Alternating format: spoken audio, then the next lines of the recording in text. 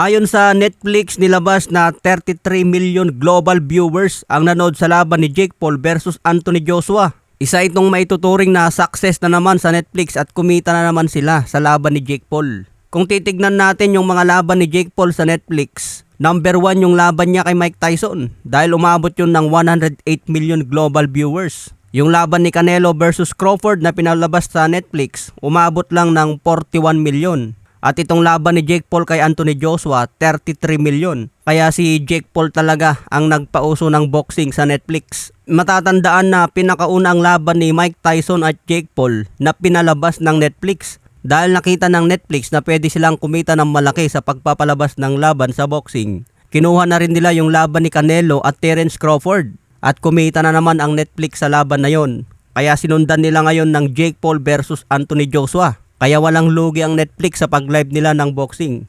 Matatandaan na ang pinaka-highest pay-per-view buys sa boxing, itong laban ni Floyd Mayweather at Manny Pacquiao. Kung ikukumpara yung 4.6 million sa 108 million ni Jake Paul, napakalayo mga boss. Pero syempre iba pa rin yung US pay-per-view buys na tinatawag kumpara sa global viewers ng Netflix. Mas marami talagang manonood sa Netflix ngayon mga boss dahil nasa bahay na lang silang nanonood. Kapag nakasubscribe ka sa Netflix, pwede ka nang manood ng live sa mga boxing na ipapalabas nila. Hindi katulad sa pay-per-view buys na bibilhin mo lang talaga yung isang boxing event.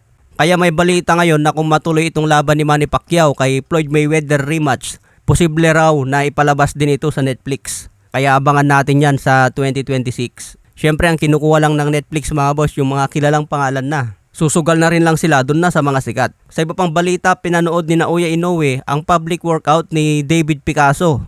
Kitang-kita yung mga banat ni Picasso mga boss, ang lalakas. Panoorin natin ang konting clip.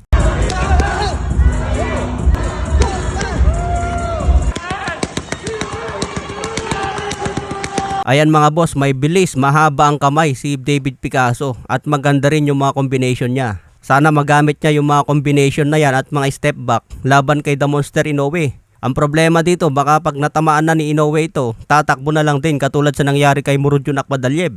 Matatandaan bago ang laban, sinasabing magbibigay ng mahirap na laban si Akhmadaliev. Pero ang nangyari, pinaglaruan lang din ni Inoue. Kaya abangan natin ang ipapakita ni David Picasso kung papahirapan din niya si Inoue. Sobrang yamado si Inoue dito mga boss at inaasahan na knockout ang panalo niya. Kaya abangan ang performance ni Picasso kung magpabugbog lang kay Inoue. Kailangan din talaga ni Picasso lumaban dito dahil mas mahaba siya. Nagpakita rin ng public workout si Naoya Inoue at talagang kondisyon. Hindi masyadong nagpakita ng bilis si Inoue sa kanyang public workout. Simple lang ang pinakita niya, accuracy at timing lang. Kaya abangan natin December 27 mga boss. Samantala Anthony Joshua, maraming kababaihan pala ang basang-basa sa kanya. Kapag nakikita pala ng mga kababaihan si Joshua, kilig na kilig mga boss, basang-basa. Napakalaki ba naman ni Anthony Joshua mga boss? Talagang solve na solve ang babae dito. Okay mga boss, hanggang sa muli nating updates and Merry Christmas po sa ating lahat.